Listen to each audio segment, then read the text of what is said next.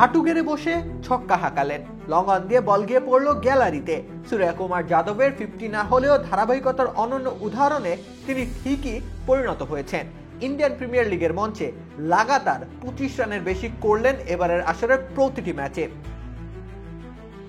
11টি innings ধরে নিদেন পক্ষে 25 run এসেছে সূর্যকুমার যাদবের ব্যাট থেকে। এদিন রাজস্থান রয়্যালসের বিপক্ষে খেলেন 23 বলে 48 রানের ইনিংস। 208 স্ট্রাইক রেটের এই ইনিংসটি মুম্বাই ইন্ডিয়ান্সকে এনে দিয়েছে বেশ বড়সড় সংগ্রহ। সেই সাথে এবারের আসরের সর্বোচ্চ রান সংগ্রহ তালিকায় সবার উপরে উঠে এলেন সূর্যকুমার। কিন্তু এসব কিছু করতে গিয়ে বিরল এক রেকর্ডও গড়ে ফেলেছেন সূর্যা। ধারাবাহিকভাবে রান করেছেন তিনি এবারের আসরে। এই ধারায় সর্বনিম্ন রান 27। এখন পর্যন্ত কোনো সেঞ্চুরি দেখা না পেলেও 3টি হাফ সেঞ্চুরি অবশ্য তিনি ঠিকই করেছেন।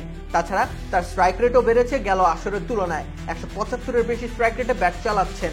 এমন আগ্রাসনের পরও নিয়ম করে ঠিকই রান করছেন।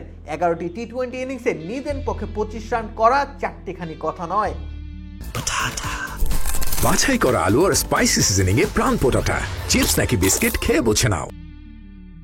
কিন্তু 11 ম্যাচ ধরে এই কাজটাই করে আসছেন সূর্যকুমার যাদব। তার পেছনে রয়েছেন রবিন উতাপ্পা। 2014 সালে টানা 10 ম্যাচে 25 বা তার বেশি রান করেছিলেন উতাপ্পা। এছাড়াও টানা 9 ইনিংসে এমন কীর্তি গড়েছেন বিরাট কোহলি, সাই সুদর্শন ও স্টিভেন স্মিথ। এদের কেউই এক মৌসুমে এমন দৃঢ়তা দেখাতে পারেননি।